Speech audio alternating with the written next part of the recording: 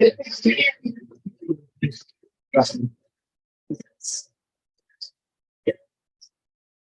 be moderating our very interesting today. Today's discussion is called Reinvigorating Lessons Learned from Social Distance Leaders. And before I begin, I'd like to make a few announcements with the Center. The Ajak Center for the University is the traditional territory of the Massachusetts people. We also recognize the continuing presence of and today's discussion is being recorded and will be publicly available on the YouTube channel. I'm joined today by the extraordinary panelists who will introduce now. The first is Dr. Biar, Dr. Chenoweth, security sector expert, competent civil society leader, who is conveniently the postdoc fellow and developer Center's International Security Program. He was previously a visiting fellow faculty at the Office Center for Strategic Studies of the Stanton University and a recognized democracy fellow at the University where he was later visiting. Dr. Jhanisse was also a senior advisor to South Sudan Minister of National Security in the Office of South Sudan from 2008 to 2015. And he was later detained in South Sudan notorious Blue House in 2018 to 2020 for his fervent advocacy of free and fair elections in South Sudan.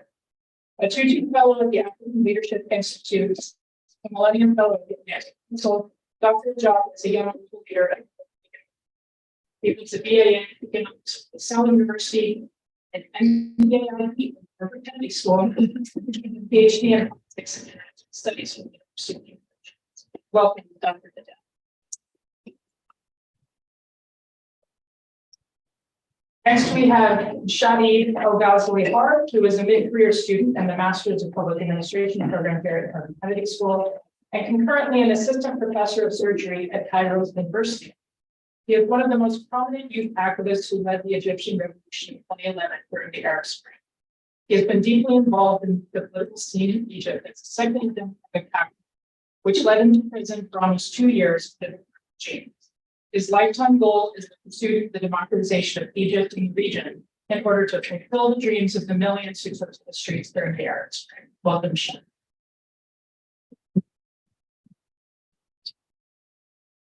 But not least, Guevara Cortez is a political leader, freedom fighter, and democracy. He is currently serving as a visiting fellow with the Democracy and Places Initiative, Action, Democratic Governance, and Innovation during the current academic year. Freddy co-founded the Venezuelan Progressive Party, Bolivia in 2010. He was the top-voted congressman in 2015, vice president of Venezuela's parliament in 2016. And leader of the nonviolent civil uprising against Maduro's dictatorship in 2017. As a result of his political activism, Guevara became a target of political persecution, resulting in the loss of his freedom for 3 years. During this time, he was a refugee in the Chilean embassy in Caracas, political prisoner, and has been in exile since. He was appointed to the opposition unitary negotiations for the regime. In 2015, as Affairs Committee of the Venezuelan next.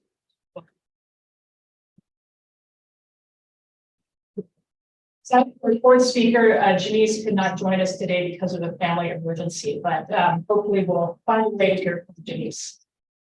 A couple of framing points before we dive into our roundtable discussion. First, data that we need to use here at the nonviolent suggests that we live in an era of contested. Since Mahatma Gandhi popularized the technique of civil resistance in the 30s, and Gene Sharp's work systematized the strategic dynamics and use of civil resistance, people power to fight oppressive regimes used and accelerated worldwide. So far, in the first 22 years of our current century, there have been more mass people power movements to topple dictatorships around the world than there were during the entire 20th century. But the paradox is that in the next 15 years, we've also seen a steep decline in the ability of these movements to achieve their goals. Instead, autocratic governments are defeating pro-democracy campaigns at rates that we haven't seen since the 1930s. So our panel today consists of people who have seen and felt what that means and feels like for the ground and Today, we invite their reflections about what explain this trend, what they have experienced, and how they might implement to support democracy movements. What we're going to do is have just a table discussion that's provoked by questions from me for about 30 minutes, and then questions from the audience. So the event concludes at 15. If you haven't got yourself something to eat or drink, please feel free to get up and grab yourself something. Otherwise, be very much looking at the discussion. So with that, we join this round table or straight table. And I just want to start by asking what you think the key lessons that you've learned in your respective struggles that might explain, why authoritarian governments are winning at such a profound and terrifying rate today. So, Dr. Zafi, we'll start with you. Well, thank you very much for the introductions. I'd like to express my gratitude to the Ash Center for leading this discussion. It's really a pleasure for me to be out here and speaking to many of you. To meet you, I'd like to start with a bit of a story. When I was detained in South Sudan, one of my friends brought me one of the books, and after reading it, it resonated very with me. And I was detained with two of my colleagues who, like myself, had previously served in the South Sudanese security forces in the liberation struggle of South Sudan. And we've been having debate for so long. Before I was detained, I was leading a nonviolent movement pushing for democratic elections. And there are among my colleagues who believe that our context was not fit for a nonviolent struggle. That what we needed to do was to start an armed movement to overthrow the government. While we were in prison, there was an uprising. Probably many of you heard about it. There was an uprising that prisoners staged inside the prison that we came. That prison, government didn't acknowledge that the prison exists. And people had been detained there for years. A lot of terrible things that were happening. So the prisoners, they stayed nights. They took weapons from the guards and then opened the armory, armed the prisoners, and there was a shootout that ran for 13 hours. That was in October 2018. They tried it with a very later on after we negotiated and surrendered and gave up the weapon. But that incident triggered a debate among our colleagues about what is the best approach going forward in terms of bringing democracy to South Sudan. Because South Sudan, unlike other places that have had democracy and then lose it, we have never experienced democracy. We have never voted. We've been an independent country since 2011. No elections have been had. So months later, we were sentenced, then moved to a different prison. And I received your book. We're now debating about what is the best way forward. Because my colleagues that believe in violence, I was trying to convince them. Actually, one of the very first time to begin with, I gave him the book to read. Didn't convince him. After reading this, he went his own way, started an armed movement. And unfortunately, only 2 weeks into the struggle that he started, he was captured by the South Sudanese government and killed. But that story, in fact, highlights the challenge that we face, because those of us that believe in nonviolent struggle, although we were leading that, the regime was willing to go to extreme length to suppress us. And then at the same time, go to an armed struggle. Not to mention the incredible destruction. We've seen that in the story of South Sudan. It's very difficult for armed struggle even to win the context in which we are in.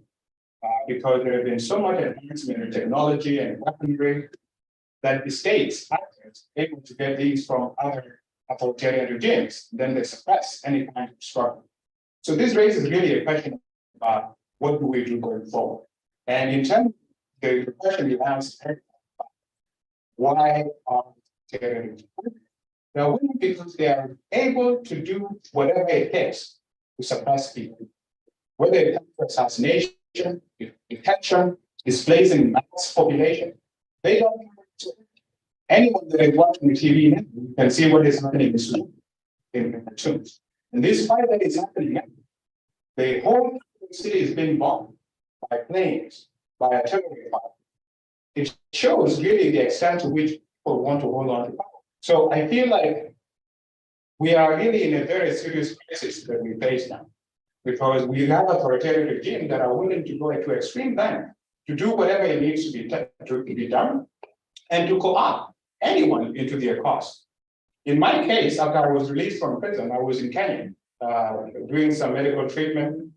Then I learned that the South Sudanese government had sent a hate squad to Kenya to assassinate me. Now, Kenya is a democratic country, but they were able to pay off some elements of the Kenyan security forces to cooperate with that. And this they have done before. Two of my colleagues were kidnapped from Kenya, taken back to South Sudan and executed. So if they are able to do that in a democratic country, and they're able to do that in Uganda, they're able to do that anywhere. This is one of the reasons why I had to come all the way back to the United States, because there is nowhere in the region that I can be safe. So you have regimes that are willing to go to extreme length to do whatever it takes. And we are running out of the tools that we can use to fight back. So let me stop there, and then we can continue. Go ahead, Shady. Thank you for inviting me. Such recent colleagues who have been involved in the fights, and I think that all the fights are connected, and I see it as a global fight. It's not just a region or a nation.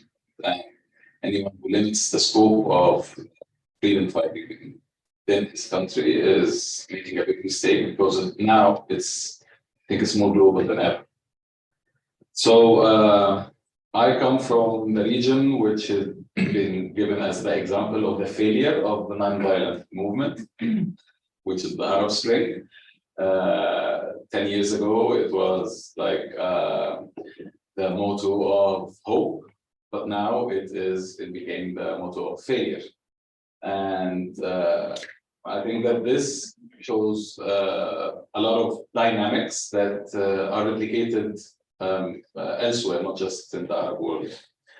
In Egypt, the case which I'm most familiar with, although I'm familiar also with other areas in the region, but Egypt, Egypt is quite important because it is not just the most populous country in the region, but it also has a lot of soft power and cultural effect over the whole region. And usually when something happens there, it just reverberates. The revolution in Egypt started shortly after Ben Ali, Tunisia fled. This inspired us, and although our calls for revolting against the Mubarak regime at the time were, I mean, they did it before even the Tunisian revolution started, and the calls were really high in 2009 and 2010. But the Tunisian revolution kind of gave us the incentive, gave us the igniting spark that, especially with Ben Ali fleeing out of Tunis, it became like, well, it's a dream that is attainable. And this prompted us 10 days later to take to the streets and well, make the images that I'm sure that most of you are familiar with, which are the most magnificent images of the Arab Spring, and take in the Tahrir Square and our city in Tahrir Square, which at that time became the icon of freedom. This was the, although it was painful, the painful part of the story, casualties that fell at that time, but still this was the bright side of the story, because the dark side came later. When the Muslim Brotherhood took over power and hijacked the revolution to start with in 2012, this was, let's say, the beginning of the decline. And then the military took over the power in 2015, was like giving the blow to our efforts for freedom. And in analyzing the causes of this, there are a lot of internal factors which should be, I mean, given like hours to talk about. but the divisions, especially between the secular and the Islamist factions within the country, within the Arab region, comes into play here and is used as the segue for anyone to celebrate any freedom movement in the region. So this should be one of the main issues that should be addressed in reviving to correct the mistakes of the past. But of course, the external factors were very important. The regional players, they had a huge role in this, with the money, with the influence, with, and of course, I mean, I don't want to put labels and names, but it's very evident that there are a lot of regimes within the region who will not be happy with democracy in a country like Egypt, because it will set a model that can easily spread throughout the region. And these countries invested a lot in sabotaging the revolution, and not just that, but even to spread the image of, well, I mean, the revolution only brings the Islamists, so the military is better to be dependent on than the Islamists. And of course, this is just a very wrong approach, and unfortunately, a lot of people thought that this is the reason behind the failure of the revolution. But no, this is not the only reason. There is just one of many factors, but the main factor is the resistance of the institutions that benefited from the previous regime and their support by external factors. And if I will go back to the main question of the hope in non-violence movements, I think that those hopes were very high before 2011, and the revolution made it even more attainable. But in 2013, since 2013, those hopes were crushed, and that led to a lot of disappointed and frustrated youth to revert to violence. And we saw that in the repercussions of the Raba massacre, especially in August 2015, with a lot of insurrects and what the regime called later the terrorists, who were trying to find another way, and when it seemed like the way to peaceful protests is not taking them anywhere. So this is just a quick summary of what happened to us, and I hope we'll go in more details. Freddy. Thank you. Well, first, thanks to America, the Art Center, also Dr. Tariq Masood, and the Capital Houseman, who is one of the biggest responsible that I am able to be here at Harvard and doing my essay. So I would say that the main lessons that I would like to remark, there are a lot, but the ones that I will remark first is that protests and mobilizations aren't enough. And I think that a lot of us were trained or were like nurturing this idea that the accused were going down, and all of that images are the ones that basically they crack down the dictatorship. And it's not true. That's a symptom. That's a thing that happens in the street. But what really makes, and that's a point that Erika makes a lot of time, and I 100% agree with Erika, is defections.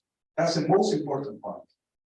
If I have to choose between having millions of people in the streets or some people from the regime coming to your side, without any doubt, I will have the second.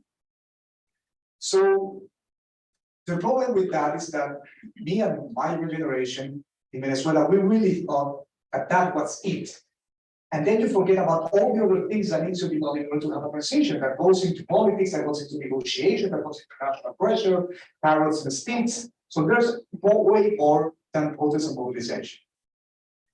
The second thing will be that hope is more powerful than violence, but also the absence of hope is the one that stops mobilization. People will follow you to bed if they believe that there's a chance to win. And we were in the streets for 4 months straight. Every day, one of us were killed or detained. And the exact amount of people came the next day. So it wasn't a thing that people say like, I don't know what's happening. No, it was very public that the people were being killed or kidnapped. But people still were able to do that because they thought that the price was not as high as the work of the country. But the protests started, a movement started decreasing when people thought that it was not going to, the change will not come. So more important than the fact to know how to deal with it is how to deal with hopelessness and give people the right reasons and arguments. And if you have to say to them that I think that was a mistake, because we really thought at the moment that, it was like the teeth, the drop in the stone. And then we thought that if we mobilize and go through this once and once and once and once, again and again and again and again, somehow this magical ethical dilemma will appear and they will go with us. And people stop believing us because they were right. They say like, okay, we're trying this. Still killing, still killing. So that didn't make much sense. This third thing and the last one, I will say that this is not a thing that I learned during the protest. I learned it here. When I arrived at Vaca, the main concern was about trying to understand why we failed in this. And then meeting people like these incredible people, the 3 of them, and other civil resistance people from other countries, I got into a conclusion. But I said, okay, maybe we are stupid in the position. Maybe we are in the opposition. But what is very important is that it's also the Myanmar people, the Belarusian people, the Nicaraguan people, the Cuban people, the Syrian people, the Vietnamese people, the Hongkong people. All of us are doing the wrong things. Maybe we're doing mistakes. For sure, we make mistakes in Venezuela. But I think there's something about the system and the game that changed. And for me, the game changed in 2 main areas. First one is that the regime adapted. And they have learned.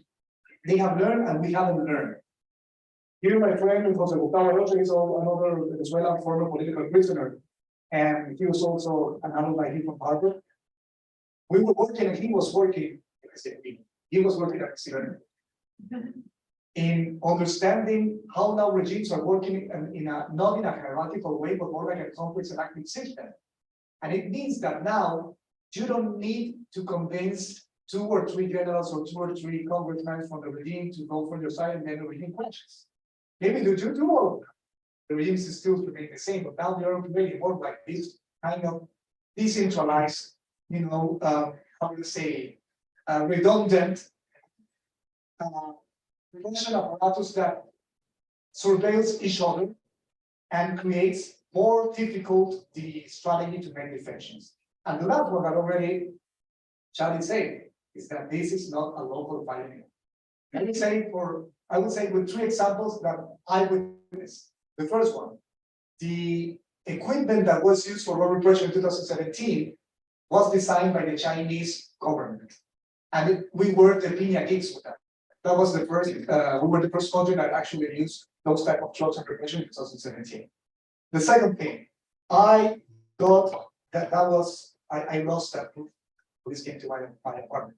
But I got in my hand a badge of a Bolivian police officer that was in the protest in Venezuela, and that was in one protest that killed 1 young guy in Venezuela. I had that in my hands. It wasn't so it was a Bolivian police officer representing Venezuela, disguised as a Venezuelan police officer.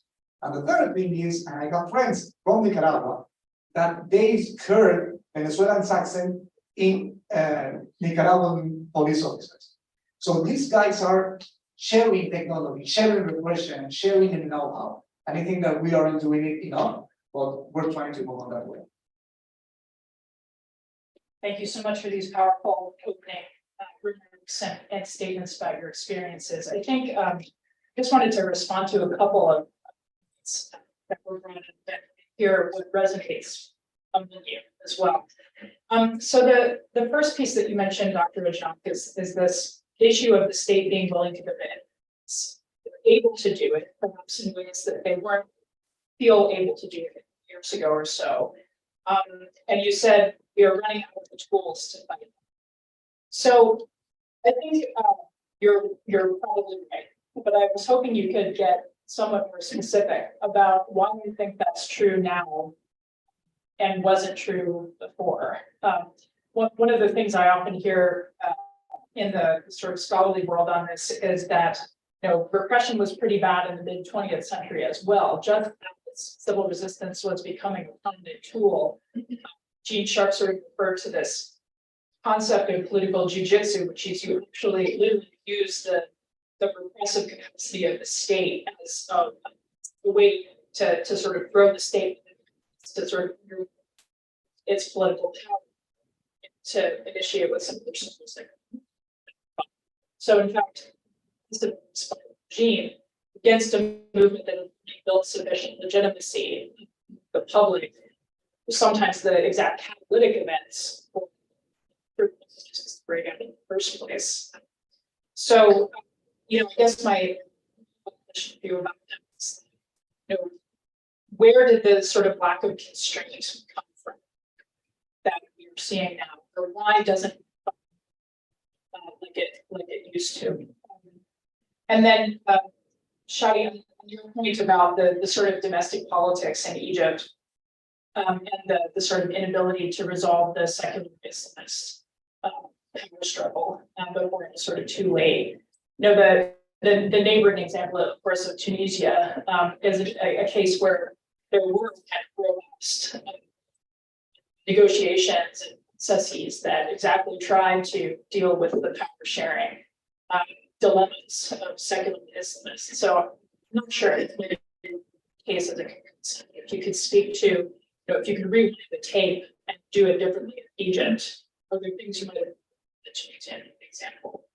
And Freddy, to you, I wanted to hear your response to your own question about how you deal with hopelessness. You said what I think is really a powerful statement that how to deal with hopelessness is almost a bigger deal than how you deal with repression. And any experiences you might have. Way or sense that sort of. Thank you very much for the question. So we in South Sudan have no experience in violence. I'd like to make that very clear. Our entire struggle has always been violent for many, many, many years. So what we are trying to do in South Sudan is very different. And we are also in a society where literacy rate is very low, where population has been militarized by decades and decades of armed struggle. Virtually, if you go to South Sudan, any young male above the age of 13 probably knows how to operate AK-47. And because of that, it makes it easy to then go to the violent option, because you can recruit people, there's a lot of arms in the country, in some struggle. But in Sudan, there is experience of non-violent struggle that has succeeded. The first, 1964, the first military leader, General Aboud Ibrahim, was overthrown through mass protests. And then again in 1985, the Jafar Nimeri was again overthrown through protests. But in the two cases, I think what was different was how the military responded, how the leadership of the military responded. General Abu did not order people to be shot in the street. When he saw that the population was united, they were asking for him to stand down, he resigned. And he said, I would rather leave than to destroy the country. And that was the same thing in 85. Those kind of leaders, we don't have them anymore. As you saw with the Bashir in 2019, a lot of people were killed. And even after that, when Bashir was overthrown, the military basically came in and struggled. So I don't know whether it is because we have more ruthless dictators that have got themselves into position or not. The second issue is, I feel like after the end of the Cold War and the wave of democracy, so many democracies that came, they were unable to deliver for one reason or another. There was no meaningful change in the living conditions of people. Economic growth remained virtually low, and we can look for different excuses why that was the case. Some people blame the IMF and the World Bank and there's so many different actors to blame. But that is part of the problem, because democracies a revolution that has succeeded in the past were unable to deliver. And that has always made it very difficult for people to believe that democracy can actually deliver. Because for most of the civilians in South Sudan, for example, they have never voted. Like myself, I'm almost 40 years old. I've never voted in my entire life. So for them, voting is really not that important. What is important is getting food on the table, meeting basic needs. And for them, that is the priority. And when the regime has become very good at getting people to focus on those basic things, even in the environment where they are not delivering, they create through like in South Sudan now, the entire economy is the black market. Even to get basic things is in the black market. You are paying salaries that cannot buy you anything for like even one day's worth of meat. The general in South Sudan makes about $20 a month. That's not enough to feed their family, but they are surviving. How are they surviving? Because the entire economy is operating in the black market. So because of those distortions that the regime has become so good at creating and producing, it has made it difficult for those who are pushing for a change to succeed. I agree with you that the struggle is no longer local, it's global. Absolutely, it is a global struggle. But I feel like the way in which we frame this struggle itself also matters, because there are a lot of each thing that are happening simultaneously. There are those of us that want to have democracy and want to have freedom in our country. That is one thing. And then there is the larger geopolitical rivalries among big powers that are also happening. With the rise of China, Russia is doing its activities, the United States is there. And for us in Africa in particular, it's very difficult for us to navigate this situation because we, first of all, are focusing on our people. What matters for us is to make sure that our people move forward, that our citizens are moving forward, our societies are freer. And for us to frame this, we have to frame it in a way that makes sense for us, that doesn't put us in the middle of the big power rivalry that is happening between the United States and China. And because we see value and cooperation with the two big powers as essential to us moving forward and avoiding Cold War that happened and that ravaged the continent in the 20th century. So because of that, it makes very difficult how you frame this global fight. And also, particularly from the Western narrative and definition of this, you find that there is a lot of challenges, like the way President Biden talks about the struggle between democracies on one hand versus authoritarian. And then you come and find that the US has very close relationship with Gulf states and Middle Eastern countries that are monarchies and extreme dictatorships. It makes it very difficult for us to navigate this and to build a kind of coalition that can support us. And in our context in South Sudan and in many African countries in particular, we have also the added problem of finances to support the nonviolent struggle or the pro-democracy struggle. It's not like we have a middle class or a private sector you can go and raise funds. In South Sudan, most of the private sector that exists is controlled by the regime, is an extension of it. So then you have to look for resources elsewhere. And that also brings the added problem of being seen as stooge of the West and being caught up in this struggle between the China, America, all of it. And it becomes very difficult for people to follow through what is happening. Finally, the issue of disinformation. We didn't touch on this.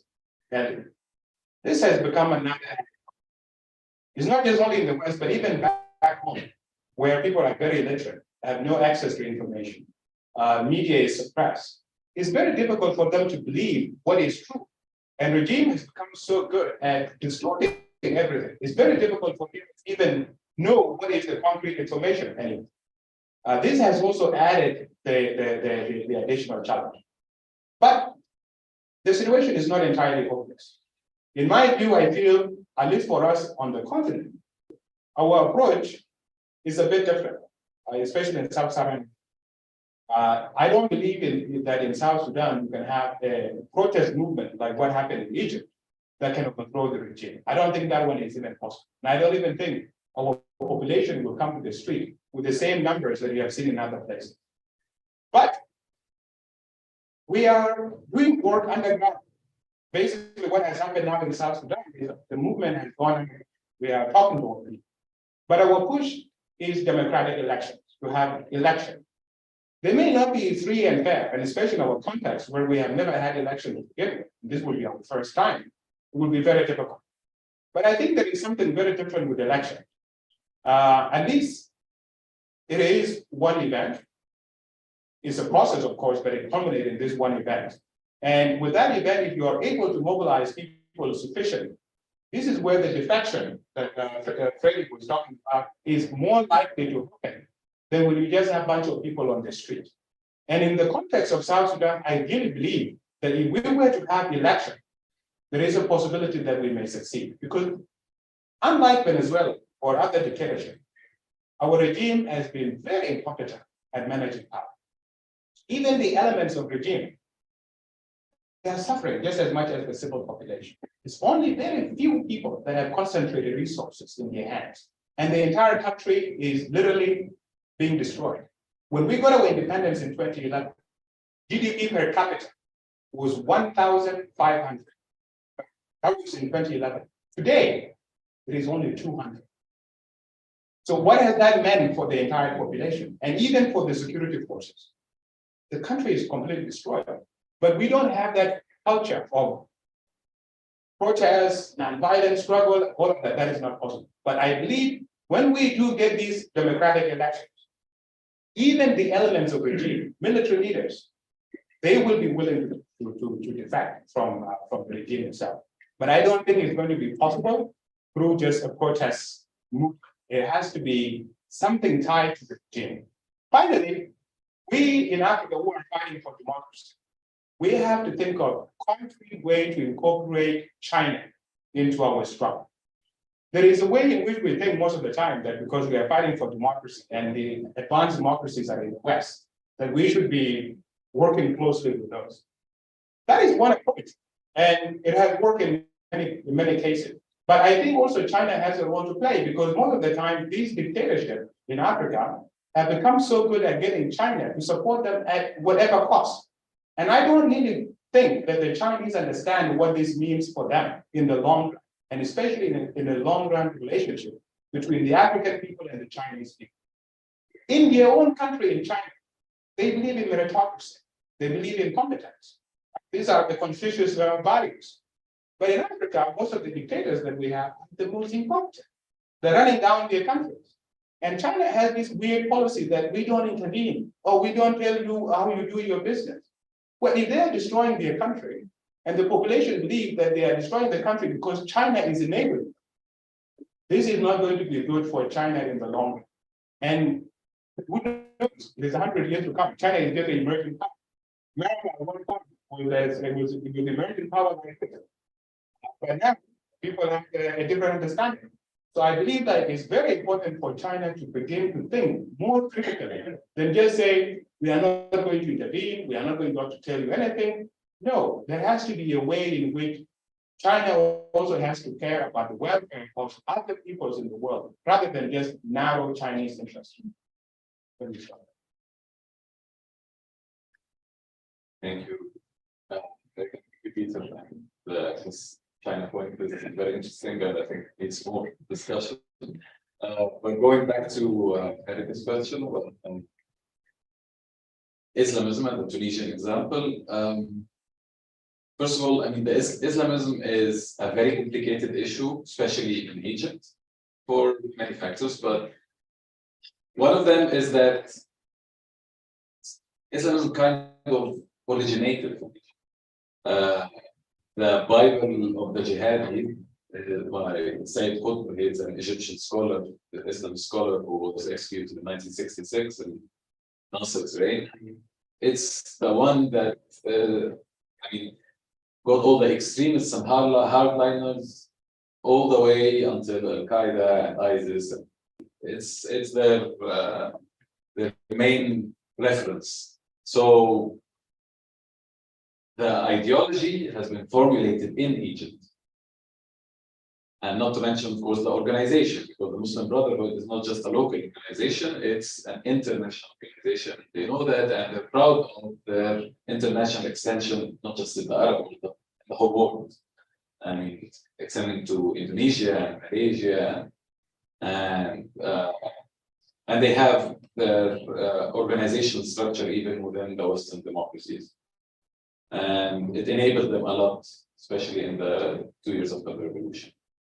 So Islamism is a very complicated problem, and what makes it even more complicated is that now when we raise this issue, it's more of a blame game, which is not good, which is not good for our future, it's not good for our relations, and because the Islamists are part of society and we have to learn how to deal with them, and they have to learn to deal with us, and to live, all of us live peacefully together. So back to the Tunisian question, of course, Tunisia at that time was a perfect example for us, and we urged the Islamists or the Muslim Brotherhood leadership to be more specific. Well, again, Nahda in Tunisia is like an offshoot. The main is in Cairo. So we urged them, okay, I mean, follow the example of those open model of Islamism in Tunisia, and things will fare much better. But of course, because they feel that they have the power and they're even, I mean, they're the reference and they're the origin, it's much more difficult to convince them. And the Tunisians were much more exposed to Western culture, the years of exile. Most of them were France, and so this contact with the West enabled them to be more accepting for concessions and for deals with the seculars, and for understanding how the Tunisian society will not accept such hardline version of Islam. So I think that the Tunisian Islamists were much more flexible, although from what we heard from our Tunisian friends is that this flexibility was not all the way, and they became even more flexible after the military takeover in Egypt, because now they thought, okay, I mean, if we're not flexible enough, then we're going to be doomed the same fate as our fellows in Egypt have. So still, they were not that flexible, and I mean, now we see what happened also because of what there is through backlash that's happening from the current Tunisian president. But again, Nahda is to blame for a lot of, I mean, taking them this one.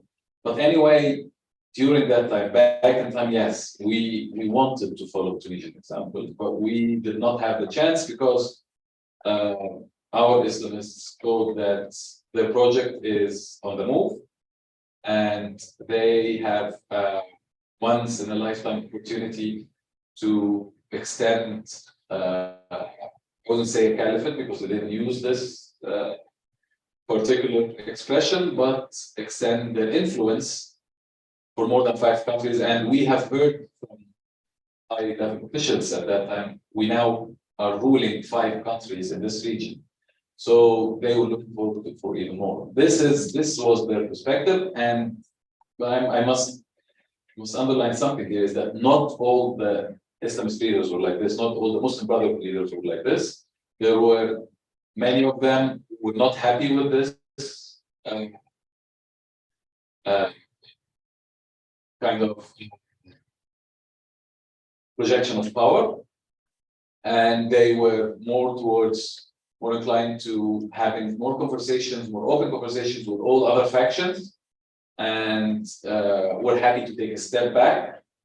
But unfortunately, those voices were sidelined within the Muslim Brotherhood, and most of them are in jail right now as well.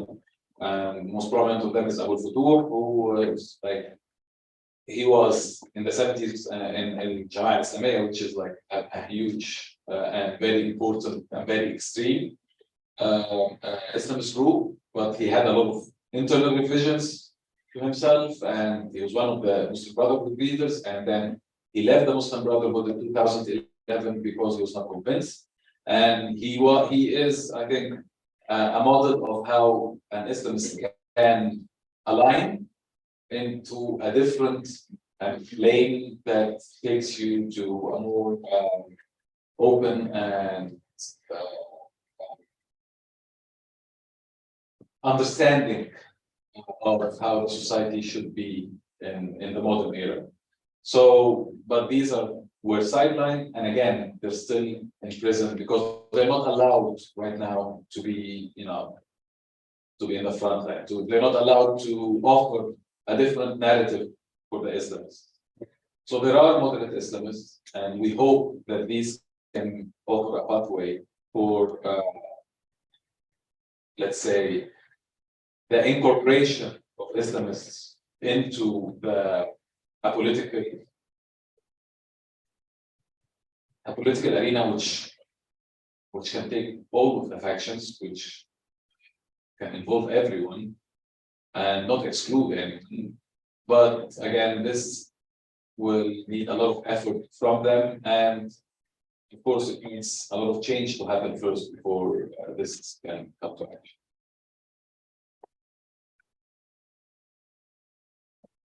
On hope, maybe I'm going to ask myself a question out loud. And I don't know if we should always try to make people feel good. And why I say this, because I think that more important than making people feel cold is that being transparent with people. What do I mean with this? Sometimes there's no hope. That's the end. Not forever. I'm not saying that there's no hope and you will never get out of the dictatorship. But sometimes a movement gets to a point that you know that you're not going to make it. And when that happens, maybe not. I think that it's more important to say to the people, you know what? We tried, but now we're not going to achieve these objectives. And I think that because one of my biggest regrets that I had when I was leading the protest in 2017 was having to stop one D-Day that we had that we're supposed to have. We were having contact with people from the military, and they were going to make a public action supporting the people. And the regime kind of changed the people there, and we lost contact, and we couldn't do it. And then we decided if we pursue this action, people will be killed, we will not have any change. So we decided to say, okay, no, let's stop this action because it's going to be pure blood and no freedom, right? So what I'm thinking is that maybe it's more important to say, well, no, in this moment, we're not going to be able to. So people may lose hope in that moment, but not lose hope in the leadership and in the struggle. That's more important because that can destroy everything. And I think that one of the things that have happened in Venezuela is that we haven't been able to sustain the hope in the leadership. And I believe in people power, in massive collective power, but also believe that without leadership, it's very difficult to achieve democratic transition.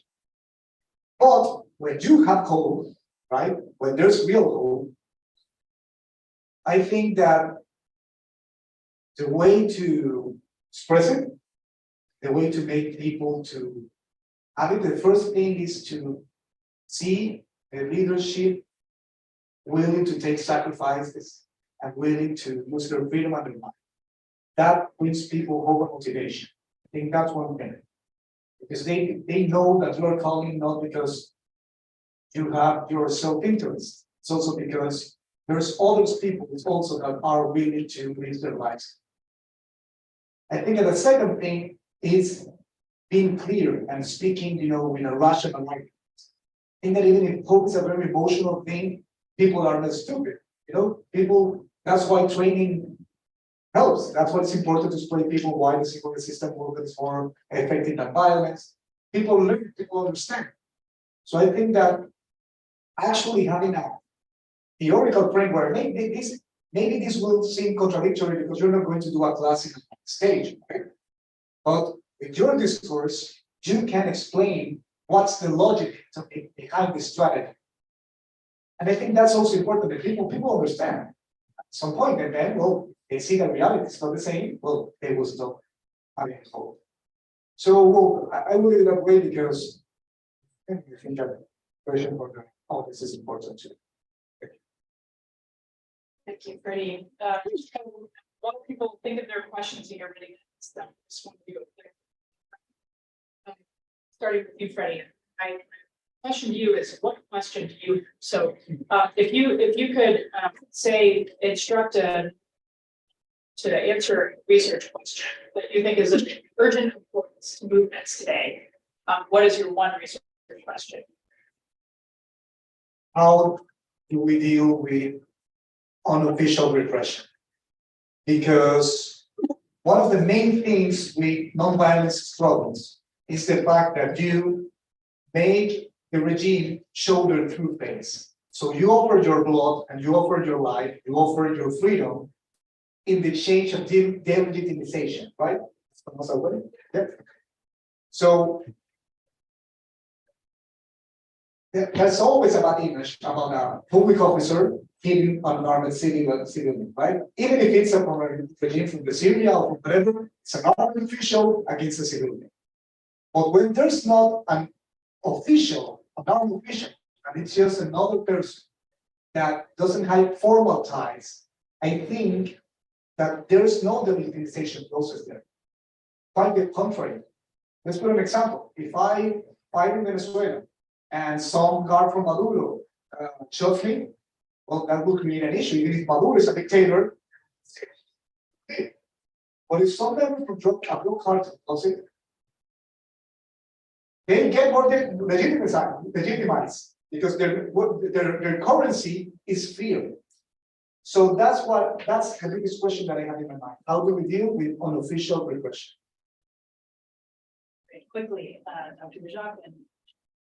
I think my question would be, how do we get the neighboring states to care about freedom in a country that is next to that? Case we have Kenya, Uganda, Ethiopia. How do we get those care also?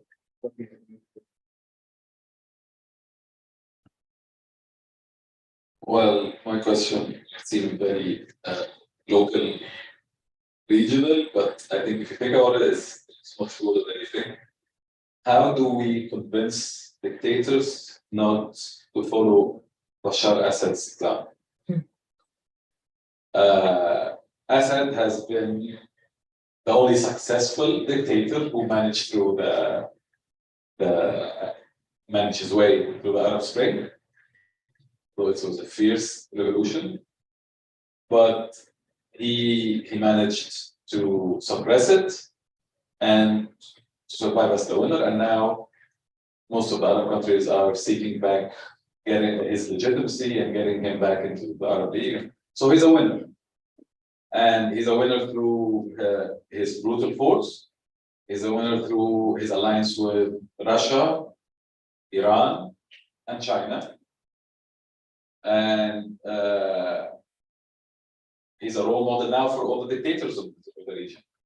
So for them to continue, they'll have to follow his model.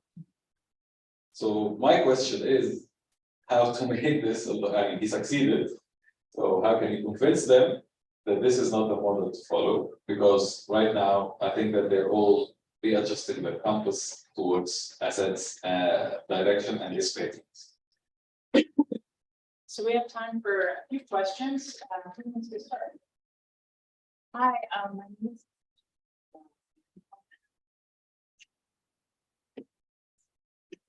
I have a question for Lydia. You mentioned that one of the bases of regimes have adapted.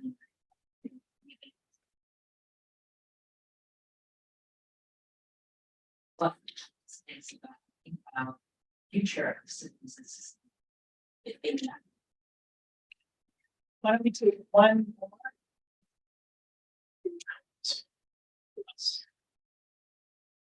Yes. Thank you very much for your I'm Harb. People their lifestyle.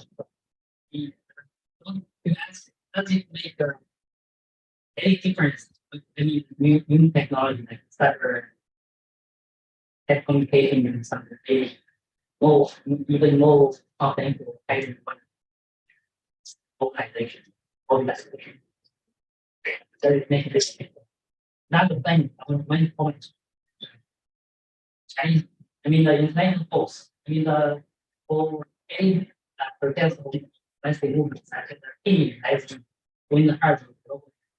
So I think there is always how to neutralize between international support, British support, Chinese support, and locally, if you are really very much attached with the democracy, it's a term, not really 100%. We see that local people. So there must be some doctrine guidelines taking value locally. So I think everything international, we should be embracing international resource like that, local ownership. For the whole movement, organization, doctrine, everything. All we need to be working overseas. Thank you very much. I also thank you very much for speaking. I can hear that China, I think it's time for us to have a change our approach to the statement. I received that message. So we have the future of cyber and that intersects with everything, and how to create local ownership while you also engage these sort of regional. Okay, my answer is to the other one too. I think the future of civil resistance is see these three things. First, global. I think we need United States, Germany, France, UK, the main democratic powers assume also a common alliance to try to fight back the other alliance, right? So this is a two board game, It's not only a one level game. The second thing is technology, and I would like to see how this, can you imagine like in 1987 starts funding that every country like dictatorship has a Starlink system, or something like that enables to overcome the censorship. That's a very important thing. So I don't understand why lots of things are happening, right? So those are very simple things that you can do that could have a big change. So technology can destroy us, and I think that surveillance, Pegasus, and all of that is very fake recognition plays a very big role against this movement, but because we haven't used them for our side. We haven't used them for our side because the level is we have it on even field. But the ones that can help us reach that same power is the international community. And I say the last thing would be, I think there will be a debate about law enforcement, international law enforcement. Because, for example, how do you do that the ICC, the International Criminal Court, actions and decisions are being enforceable? And there is a question. If the ICC has an arrest warrant against some torture or human rights violation, if another state acts with their force to capture them, is that violence or not? So I'm 100% sure that civilians shouldn't use violence or use of force against the authoritarian regimes. But I don't know if we can consider violence if a democratic state use their resources to capture people that are being accused and have a arrest warrant for a judiciary process intervention. So those are the three main things I would say. On the issue of technology, for us in South Sudan, it's not a big factor because, and this is really one advantage, our government is very important to the extent that they have not yet figured out how to use the technology effectively. And this actually provides really opportunity for people to organize using technology. And we are using, I know the regime has become very good at manipulating the social media. This is not the case in South Sudan. And it's really a tool for us to get out messages. So it's not yet a problem, but given the rates at which the dictators are running, it's surprising that soon we may be able to figure this. But in terms of where's the future of violent existing, I think, in my opinion, we have to really focus on things like democratic elections, especially for us. I don't believe like the protest movement is going to have a major impact anymore as we used to in the past. And then second to that, we need to train activists in a different skill sets, not just only in the tools so that they can resist authoritarian regimes or resist dictatorship in their own countries, but to begin thinking about what the future that they're trying to bring. This thinking is always lacking. And is the reason why you see a democracy will come. And then soon, people, if they will not deliver, because the guys who get in, people agree on basic things. We saw this in Sudan. Like what gave these two militants to build power and to create this disaster was because the civilians agree on basic things. Yeah, they are fundamental issues, but you can work them out over time. There are a number of issues you have to be able to agree if you want to bring a different future. So I think as we are struggling, we really need to begin building consensus by what does the post-dictatorship society look like? And we have to have people that are prepared immediately, once there is a change, to come in and begin to implement public policy. Like, this is the thing that we're thinking about now in South Sudan, because our bureaucracy doesn't function. I did a evaluation years ago, and we found that in the civil servants, 2/3 couldn't write a basic sentence in English, and they couldn't do a basic arithmetic. 27 plus 19. They couldn't, 2/3 of them couldn't give you the right answer. And these are the civil servants as opposed to planning. So if there is a change tomorrow, then you have to think about how do you bring in people that can deliver, because you don't have time to then be around and build out the system. You have to begin delivering immediately. And that mindset has to be there. Finally, we should not just focus on the West. This is very important. And I know it may not be a popular place to say this. Right now, Zambia, the best example is Zambia. The president of Zambia is someone like us. Been to prison many times, that a movement, but even now, getting into power, attracting investment from the West to come so that his democratic regime can deliver, so that he can consolidate, has been problematic. You can't get in. And then people travel all the time. One time is gone. And they are not giving us what we need so that we can build a society. This is a problem. And we really should not fall into this West versus this thing for us it doesn't work. We really have to think about what is going to work for our people. And for me, yes, China is a humanitarian country, there is no sugar for it. But it's a partner in Africa that matters. And it provides an option that most of the time does not provide us. Shady, you have the last word. I think the future of civil resistance is not replicating the same experiences, because back home in Egypt they have been trying to just replicate everything, to put the goals for rallies and revolutions, and they all didn't work because well, they can't figure out that we're 10 years ahead, so things have changed. I mean, back then we were the first revolution to make a call revolution through Facebook, but now there are much more platforms that can be used, and it's much more complicated than this. We have been in 2008. A friend of mine was the first one to call for, well, to politicize in 2008 by calling for a strike against. It was the first attempt to use politics in Facebook, even for any other country. So they were new tools that we explored back then, but now they're old tools. So we have to explore new tools right now. And I think that the most important lesson that we should understand is that civil resistance is not just about mobilization of people. It should be a coordinated effort with, people, the grassroots.